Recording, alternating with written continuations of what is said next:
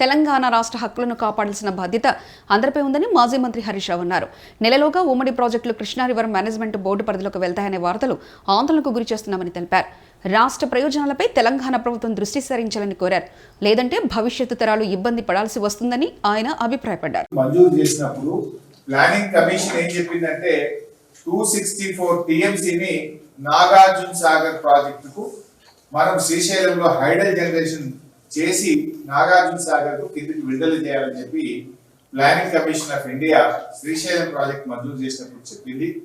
ఆ ప్రకారంగా 264 టీఎంసీలు విద్యుత్ ఉత్పత్తి చేసి నాగార్జున సాగర్ కు విడుదల చేసే విధంగా మీరు ఈ రూల్స్ లో పెట్టండి. Number 3, drinking water. మనం ఏదైతే హైదరాబాద్ డ్రింకింగ్ వాటర్ వాడుకుంటున్నాం, అదే విధంగా మిషన్ భగీరథ కింద మహబూబ్ నగర్, నల్గొండ, ఖమ్మం జిల్లాలకు కూడా త్రాగునీరు వాడుకుంటాం. మనకు బచావత్ అవార్డు ఏం చెప్పిందంటే ట్రిబ్యునల్ అవార్డులో బచావత్ ఇచ్చినటువంటి KWDT 1 అవార్డులో ఏం చెప్పారంటే త్రాగునీటి అవసరాలకు వాడుకునేటువంటి నీటిలో కేవలం 20% మాత్రమే మనము అకౌంట్ చేయాలి. ఎందుకంటే మళ్ళీ 80% రీజనరేషన్ కింద తిరిగి మళ్ళీ ఆ నీరు వస్తుంది కనుక వి షుడ్ కౌంట్ ఓన్లీ 20% అనేది. కానీ ఇప్పటిదాకా వీళ్ళు ఏం చేస్తున్నారు, మనం హైదరాబాద్ ఉదాహరణకు 16 టీఎంసీలు వాడితే మొత్తం 16 టీఎంసీలు లెక్క కడతా ఉంటారు. యాక్చువల్లీ ఎంత కట్టాలి 20% అంటే 3 టీఎంసీలు మాత్రమే లెక్క చేసి మిగతా 13 టీఎంసీలు తిరిగి మన తెలంగాణ రాష్ట్రం వాడుకోవడానికి వాళ్ళు ప్రొవిజన్ ఇవ్వాలి. ఈ విషయంలో క్లారిటీ ఇవ్వండి, దాని మాన్యువల్లో చేర్చండి. మరి డ్రింకింగ్ వాటర్ లో మనకు బచావత్ అవార్డులో 20% అకౌంటబుల్ చేయాలని చెప్పారు, కానీ మీరు మొత్తం అకౌంటబుల్ చేస్తా ఉన్నారు. అదేవిధంగా ఇప్పుడు మిషన్ భగీరథ కింద కూడా మనం అటు శ్రీశైలం నుంచి వివిధ ప్రాజెక్టుల నుంచి కృష్ణా బేసిన్ లో మహబూబ్ నగర్, నల్గొండ, ఖమ్మం కూడా వాడుతున్నాం. అక్కడ కూడా 20% అకౌంట్ ఫర్ చేయాలి డిమాండ్ పెట్టారు. 4వ డిమాండ్ ఏం పెట్టినామంటే క్యారీ ఓవర్ ఫెసిలిటీ.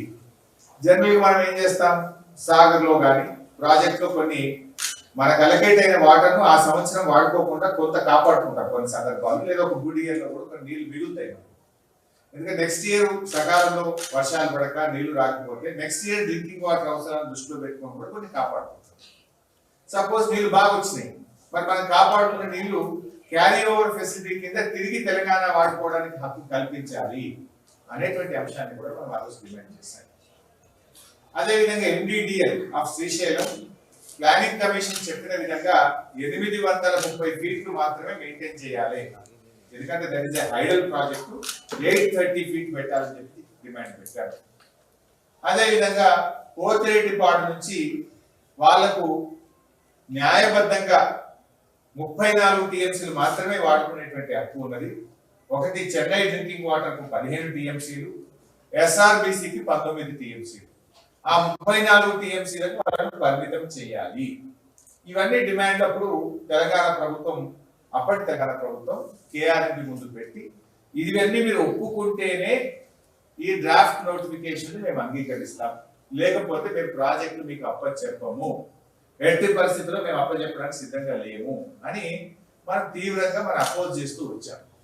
అపోజ్ చేయడమే కాదు, మనం ఒక డిమాండ్ ఏం పెట్టామంటే ఈ అంశం మీద అపెక్స్ కమిటీకి రెఫర్ చేయండి. ఈ అంశం చాలా లోతైనటువంటి అంశం.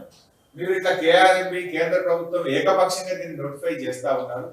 ఇది మా రాష్ట్ర ప్రయోజనాలు దెబ్బతినేటువంటి అవకాశం ఉంది. దీన్ని అపెక్స్ కమిటీ మీటింగ్ పెట్టాలని చెప్పి అప్పుడు మేము డిమాండ్ చేయడం జరిగింది. మీ అందరికి తెలుసు అపెక్స్ కమిటీ అంటే కేంద్ర జలవనరుల